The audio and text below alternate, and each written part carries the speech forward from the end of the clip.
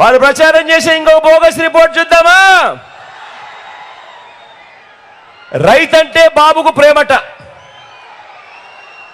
రైతంటే బాబుకు ప్రేమట. నమ్ముతారా? రెండు చేతులు పైకెత్తాలబ్బా, ఇలా ఇలా ఇలా ఇలా ఇలా ఇలా ఇలా ఇలా ఇలా. రైతంటే బాబుకు ప్రేమట.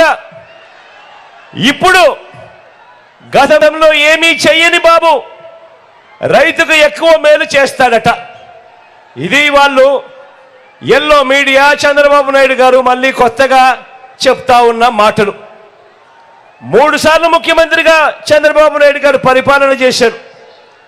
14 ఏళ్ళు ముఖ్యమంత్రిగా చంద్రబాబు నాయుడు గారు పరిపాలన చేశారు.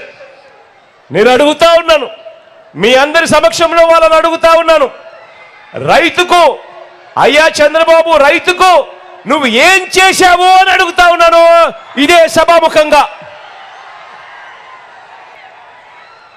రైతుకు ఏం చేశాడో చెప్పటము ఆయన వల్ల కాదు, కానీ నేనే చెబుతా ఆయన ఎంత ద్రోహం చేశాడు.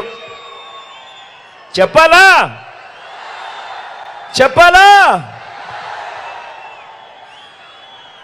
ఇదే చంద్రబాబు వ్యవసాయం దండగా అన్న, ఇదే చంద్రబాబు వ్యవసాయం దండగా అన్న ఏకైక ముఖ్యమంత్రి ప్రపంచ చరిత్రలో ఎవడైనా ఉన్నాడు అని అంటే అది ఈ చంద్రబాబే. రైతుకు కరెంటు ఉచితంగా ఇస్తే ఆ తీగలపై బట్టలారేసుకోవాలి అన్నాడు కూడా ఈ చంద్రబాబే. ఈ రైతుల మీద ప్రేమ లేని ఈ వ్యక్తే ఏకంగా రైతులను విచారించేందుకు ప్రత్యేక పోలీస్ స్టేషన్ను నెలకొల్పిన వ్యక్తి, ఏకంగా రైతులను విచారణ చేసేందుకు ప్రత్యేక కోర్టులు నెలకొల్పిన వ్యక్తి.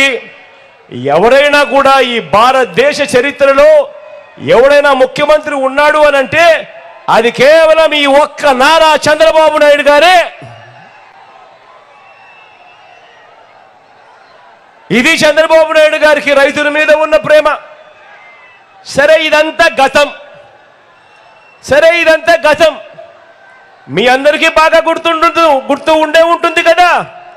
2014 నుంచి 2019 మధ్యలో ఇదే చంద్రబాబు నాయుడు గారు ముఖ్యమంత్రిగా ఉన్నప్పుడు, అధికారంలో ఉన్న 3వసారి ఆయన ముఖ్యమంత్రిగా ఉన్నప్పుడు రైతులకు ఆయన ఏం చెప్పాడు, 2014 మేనిఫెస్టోలో ఏం చెప్పాడు, రైతులకు ఆయన ఏం చేశాడు మీ అందరికీ గుర్తుందా? గుర్తుందా? ఏకంగా 87,612 కోట్ల రూపాయలు రైతుల రుణాలన్నీ మాఫీ చేస్తానన్నాడు.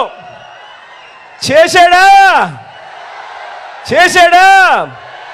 రెండు చేతులు పైకెత్తాలా బా, ఇలా ఇలా ఇలా ఇలా ఇలా ఇలా ఇలా ఇలా ఇలా ఇలా ఇలా